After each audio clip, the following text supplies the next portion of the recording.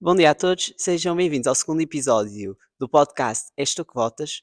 Hoje o nosso convidado é Ricardo Loureiro, um prazer, que é o cabeça de lista e também candidato à Câmara Municipal do Porto e é cabeça de lista pelo Volto ao Distrito do Porto. Para começar, queria perguntar, como é que é esta mudança de carreira de enfermagem para depois para a política? Olá, antes de mais, bom dia a todos. A minha passagem pela política é muito recente. A minha passagem iniciou-se a junho do ano passado e é uma passagem que não faz a transição entre a enfermagem e a política, porque eu continuo a ser enfermeiro ao mesmo tempo que sou político. O trabalho que nós fazemos no Volta é um trabalho voluntário, não é um trabalho pago, por isso tudo o trabalho que eu tenho feito a nível do posicionamento político, da criação do programa, criação da newsletter, tem tudo sido feito no meu tempo livre. E que não é muito, como enfermeiro, como deve imaginar, porque nós fazemos turnos de 10 a 12 horas por dia. Certo. Agora, qual é a paixão ou o motivo pelo qual envergou o Volt e não outro partido? Eu entrei no Volt porque eu sempre fui uma pessoa que não se enquadrou no espectro político em que nós nos situamos em Portugal. Eu sempre encontrei num local entre o PS e o PSD. A mim não me interessava de onde é que vinham as políticas, se as políticas eram de esquerda ou de direita, desde que essas políticas funcionassem para o nosso povo e para as nossas empresas. Quando encontrei o Volt, verifiquei que havia um partido que era pragmático, ou seja, é um partido que verifica as políticas através dos estudos dessas mesmas políticas e a implementação desses programas e projetos noutros países europeus e para além desses. E depois tinha também um projeto europeu de união, de coesão da União Europeia, com que eu me coadunava desde que terminei a minha licenciatura. Eu sempre achei que o mundo deveria, para ser mais forte a nível económico, teria de ter um tipo de pensamento diferente do que existe atualmente. O nacionalismo não é patriotismo. Para mim, patriotismo é nós pensarmos no que é melhor para o nosso país. E o melhor para o nosso país, neste momento, é ter uma União Europeia que seja forte, que seja respeitada, que seja coesa e que tenha uma liderança que nos permita ter um poder económico, político e militar que seja respeitado por todos os outros blocos geopolíticos a nível mundial. Certo. Vejamos, nós agora, como vamos a eleições e você é a cabeça de lista pelo Distrito de Porto, ah, vamos a eleições por crise política, mas o que é que o Volt traz ao nosso país? O que é que, se conseguirem pelo menos um deputado, acham que conseguirão trazer à Assembleia e ao nosso país? O Volt irá trazer ao Parlamento português algo que não existe neste momento. O que existe neste momento são partidos que estão todos a gerir os seus próprios interesses políticos, as suas próprias ideologias e muitas vezes entram em confronto. O confronto que eles entram entre esses partidos faz-se muito na análise de casos que acontecem em cada partido. Todos os partidos têm tido casos estão a ser investigados pelo Ministério Público, ou no caso do PS, que eu gostaria que o Luís Montenegro tivesse sido investigado através de uma comissão parlamentar, devido ao caso que tem sido, lá está, divagado várias vezes na comunicação social. E nós vamos para o Parlamento como um partido de diálogo. Nós somos um partido, lá está, que se situaria no Parlamento entre o PS e o PSD. Temos uma visão pragmática, mas também temos ideologia a nível progressista, social-liberal, europeísta e federalista. E esse tipo de ideal vai fazer com que o PS e o PSD percebam a necessidade de nós entrarmos em coordenação nas políticas que temos para fazer para a nível das reformas que temos para atuar na administração pública, na justiça, na educação, na saúde e em tantas outras áreas que são necessárias. E para isso nós precisamos de políticos que consigam falar uns com os outros normalmente, sem glamour, sem dramas, e é isso que eu volto atrás à política portuguesa. Certo. Agora, por curiosidade, já que tocou nesse tema, no espectro político do Volt, o Volt é considerado um partido europeísta, também um partido recente. Será o Volt, talvez, como é um partido central e também europeísta, será que também traz propostas só para o país? Ou é mais nós estarmos numa posição que estamos de acordo com a União Europeia? O Volt é um partido dito recente em Portugal. Nós temos a nossa atuação em Portugal desde 2019, mas a nível europeu nós fomos criados no período pós-Brexit. O Volt surgiu com essa necessidade e é um partido diferente de todos os outros porque existe em 31 países na União Europeia. E o que é que acontece com um partido que é europeu? Um partido que é europeu, quando está a estabelecer políticas nacionais e locais, consegue trazer um know-how, consegue trazer as melhores políticas que estão a ser feitas noutros países. Nomeadamente, quando eu entro em contacto com os nossos 5 eurodeputados, os 3 da Alemanha e 2 da Holanda, nós conseguimos estabelecer ligações a nível interno para conseguirmos trazer as melhores políticas que são feitas lá para o nosso país. E depois nós, tendo em conta a nossa experiência cá, conseguimos adaptar a nível cultural, económico e político a nossa situação. Por isso é algo que não existe em mais nenhum partido, que eu acho extremamente interessante. Certo. Agora, mais contando com a situação de governabilidade do país, nós provavelmente, pelo menos a meu ver, acho que nas eleições sairemos com uma minoria, com um governo minoritário. O Volt, imaginemos que calha o governo só a um deputado da estabilidade de fazer para basicamente fazer governo. O Volt aceitaria ser esse deputado ou não?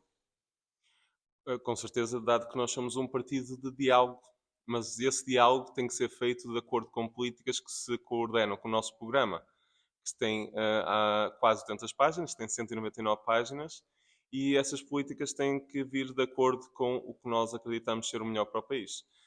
Nós não vamos entrar pronto, em coligação com o PS e com o PSD simplesmente para, lá está, para irmos para o poder, para termos essa situação. Nós, por exemplo, quando entramos no Parlamento Europeu da última vez, nós fomos abordados tanto por Renew como fomos pelos Green, e acabámos por nos decidir pelos Green porque achámos que este último se coordenava mais com as políticas que temos. Nós temos uma atitude de diálogo. Se o PS e o PSD entrarem em diálogo connosco, olharem para as nossas políticas e disserem que são possíveis de serem implementadas, é um trabalho a médio e longo prazo, mas concordamos com o que vocês têm no vosso programa, nós podemos entrar em trabalho com eles. Não temos qualquer prioridade relativamente a isso. Certo. Agora também, mais uma questão mais. Como é que eu ia dizer? Uma questão mais a sua opinião. Qual é o objetivo para estas eleições? O que é que o Volt quer? Eleger um deputado, ter um grupo parlamentar? Qual é o objetivo? Já que agora é um partido sem assento parlamentar neste momento. Idealmente, nós gostaríamos de eleger em todos os círculos eleitorais que nós nos encontramos neste momento, que são 20. Os únicos círculos eleitorais em que nós não nos candidatamos foram nos Açores e na Madeira. E, como tal, nós temos esse objetivo. Esse é o nosso ideal, esse é o nosso projeto. Agora, nós temos que ser realistas na nossa campanha, porque nós somos um partido que não temos muitos fundos. Enquanto que outros partidos têm patrocínio do Estado, porque já têm assento parlamentar e conseguem fazer a sua propaganda política através desses meios, toda a nossa campanha será feita através de doações de membros e de voluntários e de pessoas que simpatizam com os nossos ideais e com o nosso programa, e a nossa campanha será feita a partir daí. Como tal, se nós conseguíssemos eleger em Lisboa o Duarte Costa, se fosse possível eleger-me a mim aqui no Porto e a Diana em Setúbal e outros que nós temos espalhados pelo país, seria fantástico. Mas se nós conseguíssemos começar por pelo menos 2 ou 3 deputados, nós ficaríamos muito contentes porque nós conseguiríamos trazer o trabalho que é feito no Porto, em Setúbal e em Lisboa para o Parlamento Português. Certo. Agora vamos falar só mais um bocadinho a nível nacional. Basicamente, nós temos visto nos últimos tempos, como nós sabemos, este governo caiu abaixo. O que é que faz uma retrospectiva deste ano, desta legislatura de 11 meses? Achou que foi uma legislatura positiva ou negativa? Achei que foi uma legislatura que foi muito à base de fazer propostas vagas que no papel parecem bonitas e no PowerPoint também, mas quando visamos a sua implementação, acho que não houve uma explanação aos portugueses do tempo que essas mesmas medidas demorariam.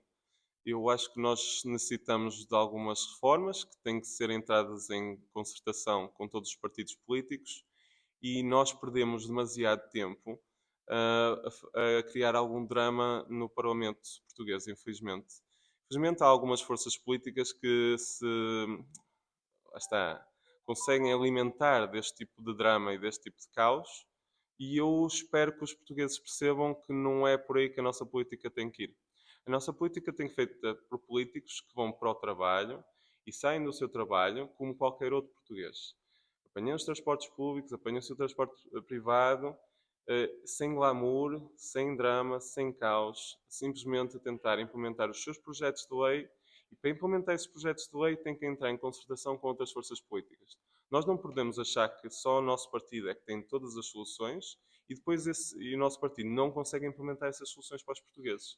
Se nós queremos soluções a curto, médio, e longo prazo para as necessidades prementes que nós temos que fazê-lo desde já com diálogo. Certo. E agora vamos falar também. Nós temos nos últimos tempos que tem sido um tema que tem sido levantado, principalmente já recentemente pela deputada Clara de Sousa Alves. Não sei se chegou a ver essa intervenção no último congresso do PST, o Regione, que é basicamente o problema da regionalização. Acha que Portugal tem um problema entre litoral e interior e acha que a coesão territorial neste momento será um foco tanto para o Volt como para todos os outros partidos, ou será mais um problema puxado, mas lançado depois para o charco? É uma boa pergunta. Essa questão está respondida no nosso programa específico para o ciclo eleitoral do Porto. E eu, como parte da criação de políticas a nível nacional e a nível local, nós criamos um programa que seja específico para a nossa região. E esse programa fala de um programa de mobilidade que tenta fazer uma concertação interdistrital para nós conseguirmos ligar não só todos os concelhos do Porto, mas também os distritos circundantes. Nós estamos a falar de Aveiro, Braga, Vila Real, Viseu. Nós queremos estabelecer conexões metropolitanas ferroviárias que permitam que as empresas e as pessoas se deslocalizem não só do litoral onde se encontram, porque é essa a questão que nós temos. Nós temos o litoral, Porto, Coimbra, Lisboa, Setúbal, até o Algarve, que tem uma propensão para ter empresas, quer a nível industrial, científico, tecnológico, como a nível turístico, que se encontram concentradas nessas áreas. O exemplo do Fundão é um exemplo muito específico do interior que nós conseguimos promover para desenvolver empresas, tecnologias e trazer pessoas para essas áreas. E esse exemplo só é possível de ser feito a nível nacional e regional se nós conseguimos cativar as empresas para ir para esses locais e depois, posteriormente, as pessoas. Como é que fazemos isso? Com mobilidade, com planos para a mobilidade, e esses planos não podem ser feitos imediatamente. Nós temos que fazer isto em conjugação com os fundos europeus e com Portugal 2030. Nós temos projetos a serem implementados nesse programa e ficamos surpreendidos como partidos profissionais, que têm pessoas a trabalhar em full time, não conseguem implementar este tipo de programas. Nós temos delineado isto há muito tempo. Nós gostaríamos que toda a gente lesse o nosso programa, se calhar aquilo que for mais específico para as suas áreas, e percebam que nós temos planos muito específicos, mesmo a nível orçamental, justificados, a nível temporal também temos lá, e se nós fizermos isso, nós vamos conseguir desenvolver o nosso país a níveis de outros grandes países da União Europeia, como a Alemanha, como a França, como a Itália, mas também, por exemplo, países que já pertenceram à União Europeia, como o Reino Unido, país onde eu ainda me encontro a trabalhar como enfermeiro, e eu quero trazer esse know-how e essa experiência relativamente às ligações que eles têm do underground, do overground, e recentemente do Thames Link e do Elizabeth Line, porque essas ligações conseguem fazer ligações que vão para lá do centro das nossas cidades, do centro dos nossos concelhos, e conseguem fazer a mobilidade de uma forma mais fácil e que permite que as pessoas, que em Portugal isso é algo que não existe, consigam escolher entre o transporte público sendo preferencial não apenas pelo preço, mas porque é mais rápido. Nós temos casos em Londres que nós temos empresários que ganham 140 mil a 1 milhão por ano e preferem apanhar o transporte público do que ir de transporte privado, porque, como no meu caso, eu demoro 40 minutos a chegar ao meu trabalho, se for de transporte público, mas se for de carro, demora 1 hora e 10 ou 1 hora e meia. E é isso que eu quero também para Portugal.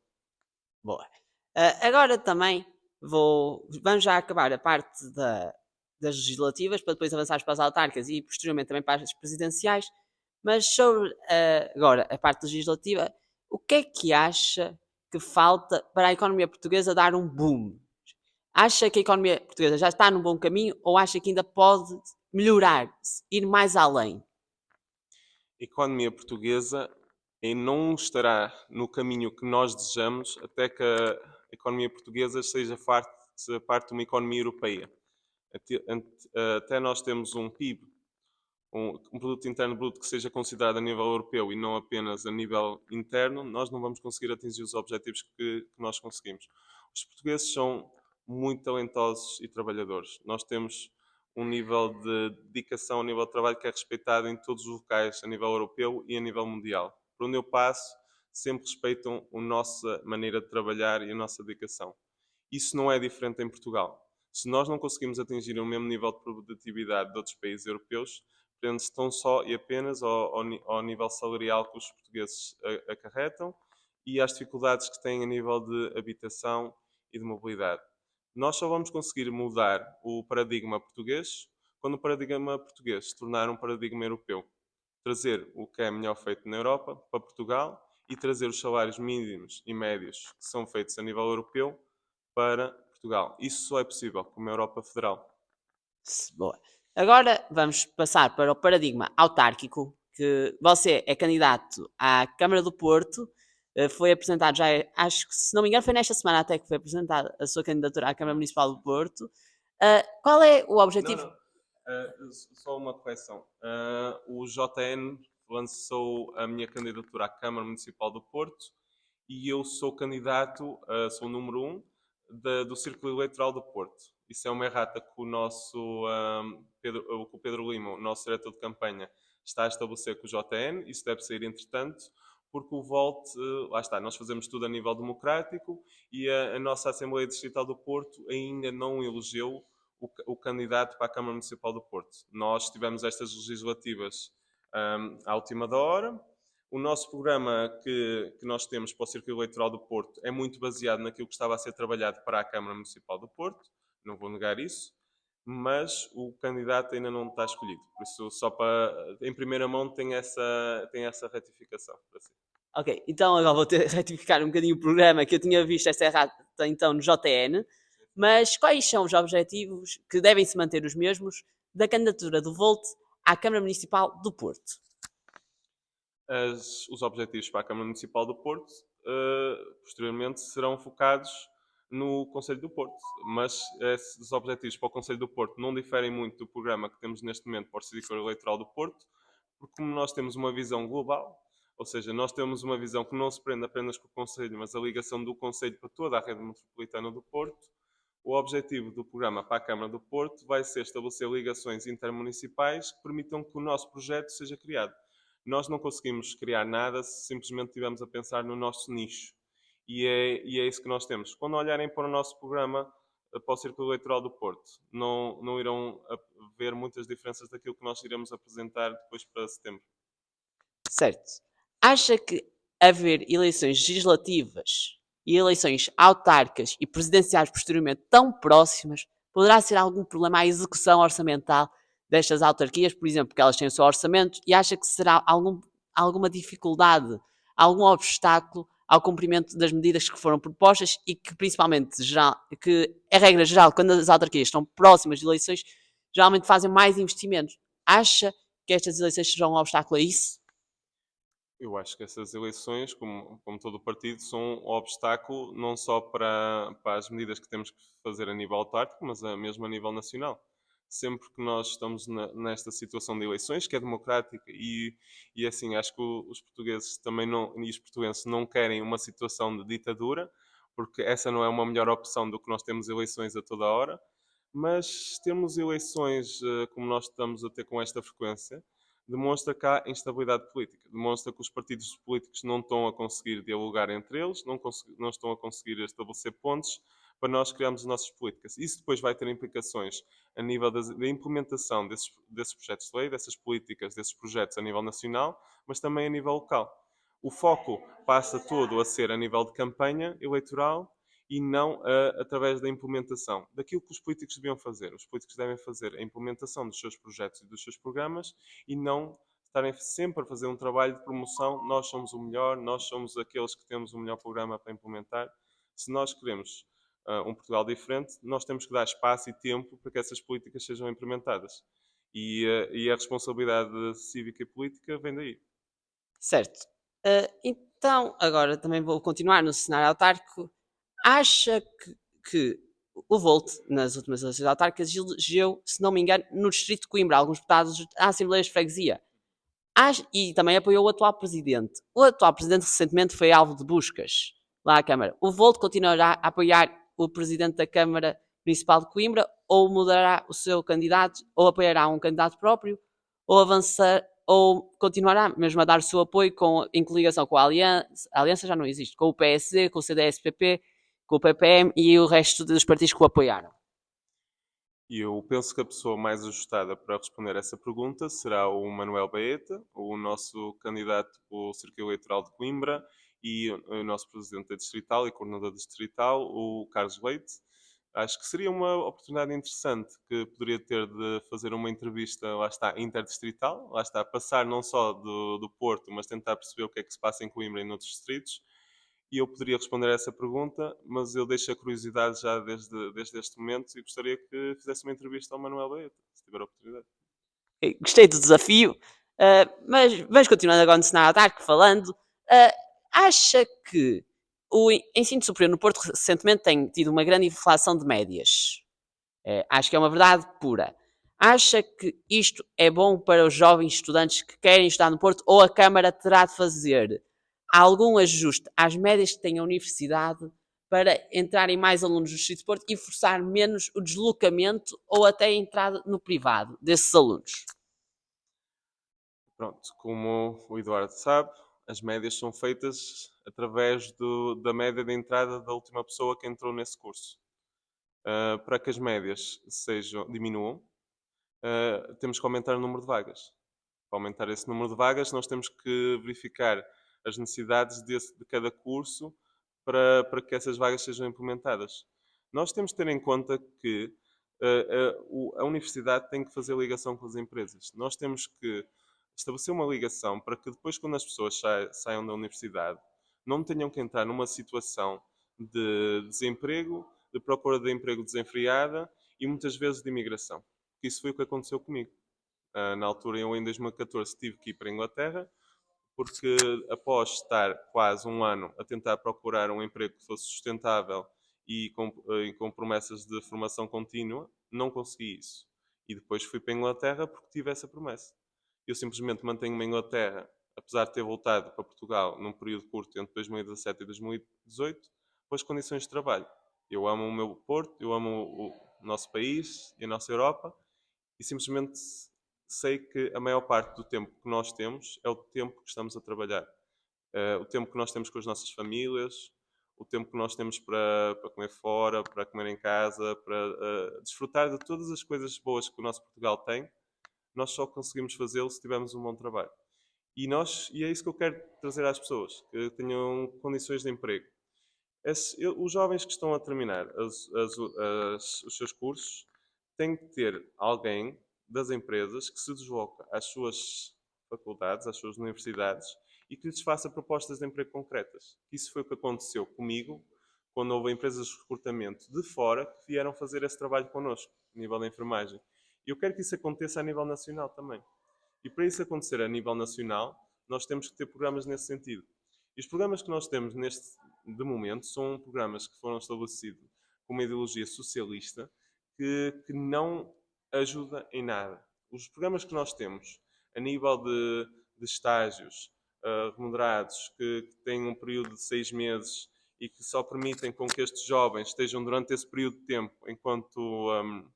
enquanto essas empresas estão a ter a benesse de pagar um valor inferior para essas pessoas que estão lá a trabalhar e depois, posteriormente, muitas dessas empresas, infelizmente, como não há nenhuma condição do Estado que inviabiliza isso, mandam essas pessoas embora e depois contratam novas, sempre tentando pensar numa perspectiva financeira e não pensando que se tiverem um jovem promissor que tenha formação e que dê informação e que vai aumentar o nível de produtividade dessas empresas, se ficar lá durante um período de médio e longo prazo, não vamos conseguir sair da situação económica que temos e os nossos jovens vão continuar a sair do nosso país porque não há condições para isso. Há soluções, nós temos soluções específicas no nosso programa para isso e eu gostaria que todos os jovens e todas as famílias vissem que este é o caminho. Um Estado que cria situações de subsídio à dependência não vai fazer com que nós fiquemos cá.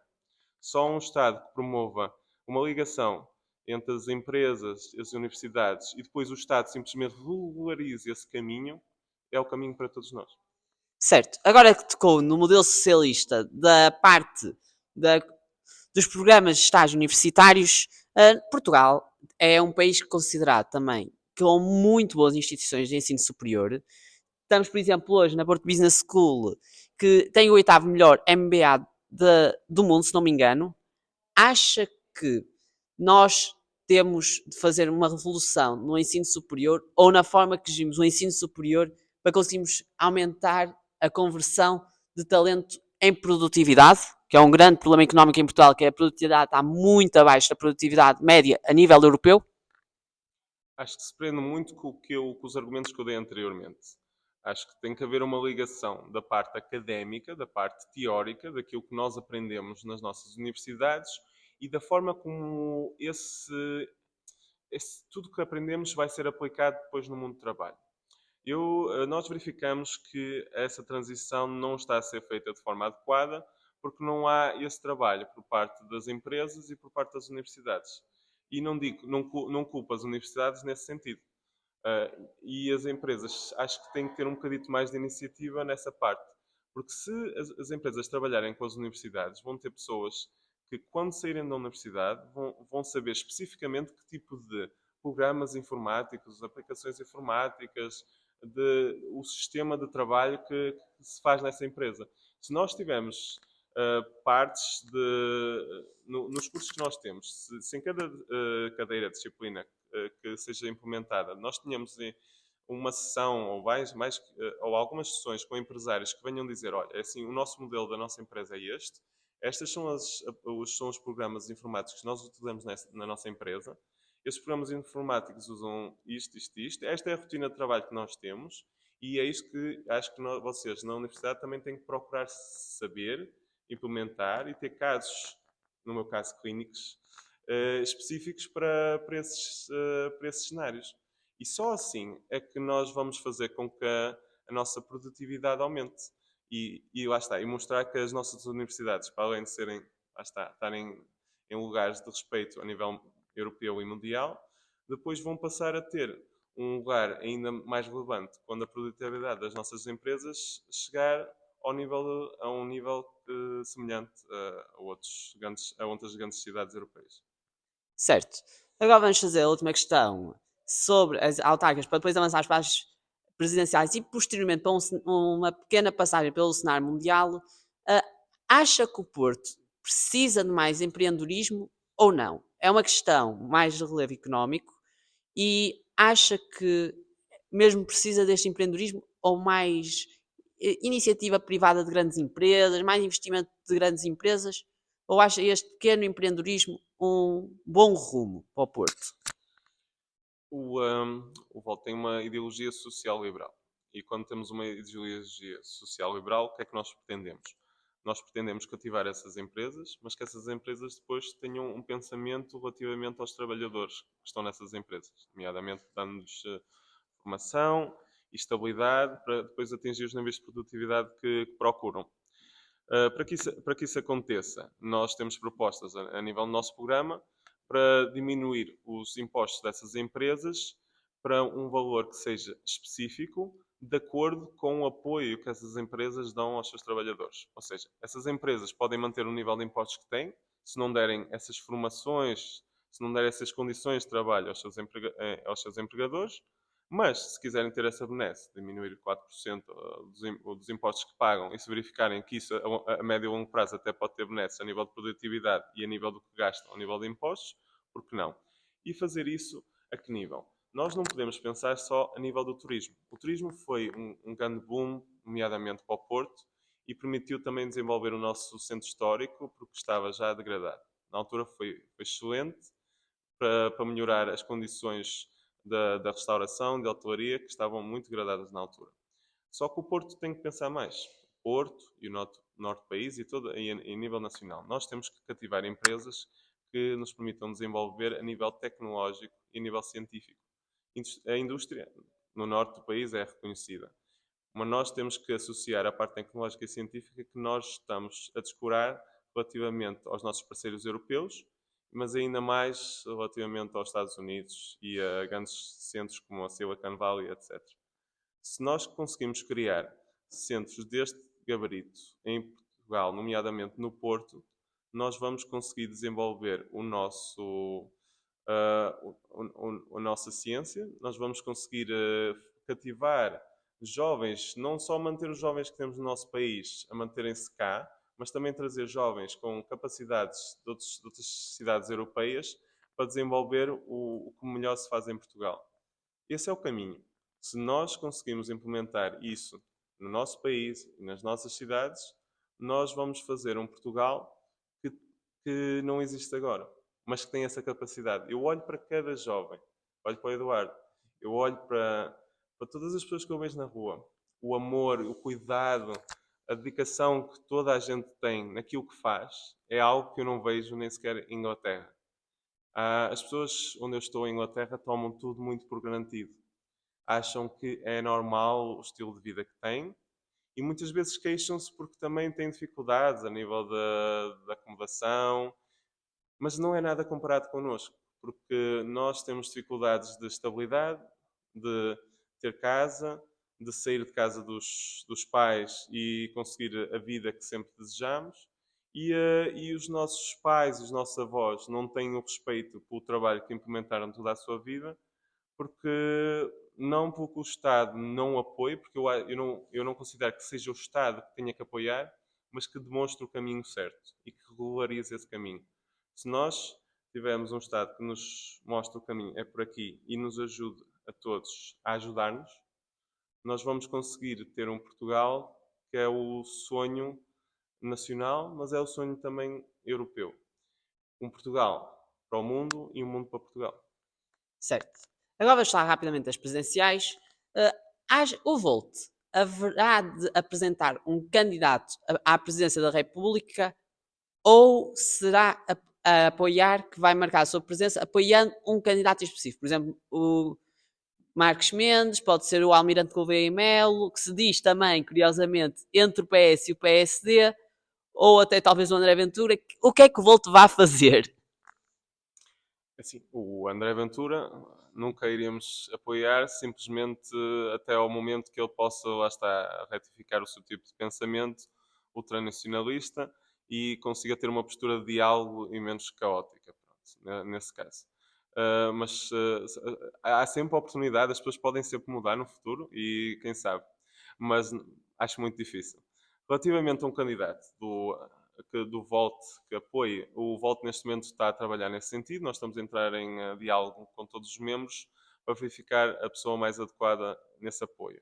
Nós temos um membro do Volt, que é a Manuela Magno, que já apresentou candidatura à presidência da República. Muitos membros do Volt, do quais eu me incluo, vamos apoiar esta candidatura. Se o Volt como partido vai apoiá-la, é uma situação no seu todo que está a ser trabalhada. Mas a Manuela Magno é uma pessoa com experiência, é uma professora que gostaria que, se tivesse a oportunidade, também a pudesse entrevistar, porque não está a ter a relevância a nível mediático que merece. E tem uma experiência a nível cívico e a nível humanitário com o Gouveia e Melo, porque ele não está na situação de almirante, assim como eu não estou na situação de enfermeiro, nem doutor, nem essas coisas. Ele é Gouveia e Melo, e o Gouveia e Melo está numa situação que ele simplesmente fez um bom projeto a nível de saúde pública, da implementação das vacinas do Covid-19, mas é a única coisa que se conhece a nível cívico que o Gouveia e Melo tenha implementado. O VML pode ter sido um excelente profissional a nível militar e acredito que seja uma pessoa íntegra nesse campo. Mas nós precisamos de pessoas que digam qual é a sua ideia para o país, qual é a sua ideologia e não simplesmente que se digam, eu situo-me entre o PS e o PSD E há de reparar que o Gouveia-Mel não dá muito acerca disso. O Gouveia-Mel, como se vê numa situação privilegiada neste momento, que as pessoas respeitam-no simplesmente pela farda e pelo respeito que essa farda lhe traz, e não se tenta, lá está, colar muito a nenhum partido político, a nenhuma força política, a nenhuma associação, a nenhuma organização, porque vê como está bem. As pessoas têm uma imagem do Gouveia e Melo na altura do Covid. E esquecem-se que nós conseguimos ter o sucesso que tivemos relativamente ao Covid devido aos profissionais de saúde e devido às pessoas, devido aos portugueses que desde sempre tiveram uma adesão massiva às vacinas, mesmo antes da situação do Covid-19. Isso deve-se à inteligência dos portugueses para aceder a conteúdo científico. Algo que não acontece até mesmo em outros países europeus. E dizemos que foi o Gouveia e Mel que simplesmente deu-nos o sucesso da situação de implementação das vacinas do Covid-19, é estar a descurar o bom que todos os portugueses fizeram. E eu acho que isso é um erro por parte dos portugueses se simplesmente votarem no Gouveia Mel por causa disso. Acho que vejam opções, tentem conhecer a Manuela Magno e perceber que há outras opções melhores para o país. Certo.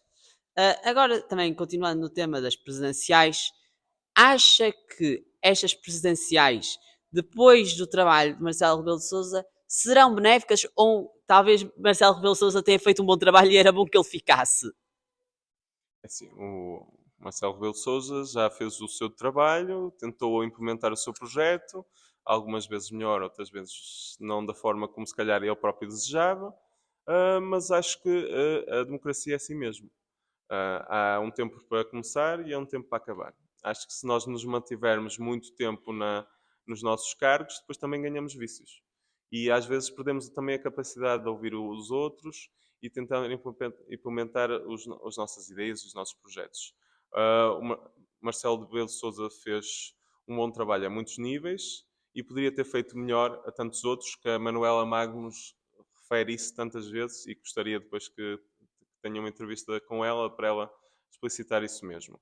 O que vier a seguir vai depender dos portugueses. Eu gostaria que os portugueses, quando decidem em quem votar, simplesmente não vejam se a cara da pessoa, não vejam só a postura da pessoa, mas vejam realmente o programa que essas pessoas que estão a candidatar para cargos tão importantes têm para o nosso país. Nós não podemos votar em caras. Nós temos que votar nas ideias e nos projetos que as pessoas têm e como é que essas pessoas vão implementar essas ideias. Apostar em caras acho que é um erro que nós já temos cometido durante muito tempo. Quem vê caras não vê corações. Certo. Agora vamos expandir já para a parte europeia e para a parte mundial. Esta será a última fase da entrevista, mas a primeira pergunta é: nós elegemos um português para presidente do Conselho Europeu, António Costa. Acha que isso é bom para dar imagem a Portugal? Ou foi um cargo mesmo, digamos, esta palavra não é muito bonita, mas um cargo por tachinho? O António Costa uh, teve uma carreira política muito longa e tem respeito a nível das instituições europeias para o cargo em que foi colocado. Nós simplesmente, o próprio Luís Montenegro deu apoio a António Costa quando ele foi para Presidente do Conselho Europeu. Nós temos alguém no Conselho Europeu com esta posição demonstra o nível diplomático e a capacidade política que nós temos de diálogo, de concertação. Porque foi isso que o António Costa, se teve algo de bom, foi isso que fez. Porque ele demonstrou desde sempre que ele conseguia estabelecer diálogo entre forças políticas que eram até muito diferentes da dele. E a forma como ele conseguiu implementar essas políticas para o nosso país e desenvolveu a nível económico o nosso país, isso é que ficou a desejar. Agora, acho que a nível europeu, para a posição em que ele está, muitos decidiram escolher uma pessoa que conseguisse ter essa capacidade. Agora, eu espero que, e nós esperamos, no voto, que o António Costa vise os interesses dos portugueses e dos europeus no seu todo e que perceba que não é só com capacidade de diálogo, mas é também com capacidade de implementação daquilo que ele deseja para nós conseguirmos concretizar aquilo que desejamos. Não é só falar bem, dar-se bem com as pessoas e estabelecer laços que vai permitir com que nós conseguimos atingir os nossos objetivos. Às vezes nós precisamos de mostrar alguma força na forma como nós queremos implementar os nossos projetos e precisamos de estabelecer uma visão muito bem delineada para isso. E se o António Costa e todas as pessoas que pertencem à União Europeia e que estão em grandes cargos consigam perceber que nós precisamos de uma União Europeia que seja forte, respeitada lá fora e que não permitamos que falamos a várias vozes, mas a uma só voz, só assim é que o António Costa vai demonstrar o respeito que necessita, porque as nossas instituições precisam de respeito e de força. E nós estamos a perder isso na União Europeia, quando o Macron, o Scholz, ou outras pessoas iam falar com os Estados Unidos, ou com a China, ou com outros grandes blocos geopolíticos. Nós temos que dizer às outras instituições, este é o nosso presidente, estas são as pessoas que nos representam todos os europeus, e como tal têm que falar com estas pessoas para nós entrarmos em concertação. Só assim é que nós vamos nos dar ao respeito a nível político, a nível económico e a nível militar. Certo. Agora, a União Europeia neste momento está numa situação, digamos, caótica. Temos o problema das tarifas de Trump, temos o problema da guerra de Gaza e Israel, temos o problema da guerra da Ucrânia, entre outros problemas também, alguns internos. Por exemplo, de Vítor Orban. Acha que António Costa está a fazer uma boa gestão ou o tempo ainda é muito curto para fazer uma avaliação rigorosa sobre o trabalho dele? O trabalho do António Costa neste campo é um bocado ingrato, por causa da forma como a União Europeia neste momento está organizada. Nós sempre que temos que estabelecer uma decisão na União Europeia, nós temos que ter unanimidade. O que é que isso significa? Significa que nós não tomamos as nossas decisões por maioria. Nós temos que estabelecer que todos os países que pertencem à União Europeia concordem com cada medida que nós implementemos. E por isso é que a União Europeia é tão slow, como diz o Donald Trump, porque o Donald Trump consegue implementar as suas medidas rapidamente, embora não da forma mais adequada, que não concordamos com a forma dele atuar at all, né? Como ele gosta de dizer. Nós temos que ter uma União Europeia que consiga fazer decisões por maioria. Isso só é possível num modelo federal. Enquanto nós temos países como a Hungria e outras forças ultranacionalistas podem ingressar em outros países, sempre que nós tentarmos ter um modelo progressista de evolução civilizacional para a nossa Europa e também depois para os conflitos que existem no resto do mundo, isso só é possível para fazer rapidamente, adequadamente, se nós conseguimos mudar o modelo da União Europeia que nós temos. E por isso é que o voto é tão importante para isto, e quanto mais eurodeputados tivermos no Parlamento Europeu para conseguir alterar isso, melhor, e quanto mais elementos nós tivermos no nosso Parlamento Português, nos nossos municípios, nas nossas freguesias, nós vamos conseguir fazer uma interligação a nível nacional e europeu de uma forma que não existe até agora e por esse mesmo motivo será revolucionário. Certo. Agora vou para a última questão desta entrevista, que é, de todos os problemas que já foram mencionados, desde as tarifas de Trump até também ao problema da Hungria, como as guerras, tanto Gaza como a Ucrânia, qual deve ser o problema que preocupa mais a si e mais ao Volt? Estão em concordância você e o partido ou não? O Volt é feito de várias pessoas que podem ter ideologias diferentes. O que é engraçado no Volt é mesmo isso. Nós temos pessoas mais à esquerda e pessoas mais à direita. E depois nós entramos em diálogo entre nós para estabelecer as políticas que estão, por exemplo, no nosso programa eleitoral. Mas nós todos concordamos com o mesmo tipo de atuação relativamente aos problemas a nível mundial. Em que parte acha que, por exemplo, nós discordamos a nível do que o Donald Trump tem feito a nível das tarifas e do caos que ele tem gerado a nível mundial? É claro, ninguém concorda com isso. É a situação que acontece em Gaza relativamente a Israel. É claro que ninguém concorda com isso. Há formas de atuar no nosso mundo que são possíveis se nós estabelecermos pontes. E essas pontes estão a fazer muita falta através de uma União Europeia. Com a nossa experiência, com o nosso passado, com a nossa história, com tantas guerras que nós passamos, nós aprendemos de forma muito cansada e exausta, que não queremos isso para o nosso mundo. A União Europeia foi criada com esse mesmo motivo, evitar guerras a nível da União Europeia. E trazer essa experiência, não queremos isso para o resto do mundo. E a melhor maneira de nós conseguirmos evitar isso é ter uma União Europeia mais forte. Parece um contrassenso, mas se nós tivermos um exército europeu, nós temos um respeito e uma certa intimidação para contra os blocos geopolíticos para fazer com que eles não nos tentem ameaçar, nem ameacem outras partes do mundo. Se nós termos um know-how a este nível, vai fazer com que nós não entremos em guerra. Porque eu tenho uma visão também pacifista para o mundo. Mas essa visão pacifista prende-se também com uma boa defesa. Um, e só quando nós percebemos que nós temos que ter uma defesa europeia a este nível, em associação com a NATO, porque é assim, nós não podemos descurar que a NATO seja importantíssima para a nossa defesa. As pessoas que pensam que nós, queremos um exército europeu, mas depois descolarmos-nos da NATO por completo, isso é falso. A NATO é importantíssima para esse trabalho, mas nós, para sermos parte importante para a NATO, temos que ter um exército europeu que depois ajuda a NATO a esse nível. Nós não nos podemos esquecer que nada é para sempre. Nem todas as tempestades, nem todas as benesses.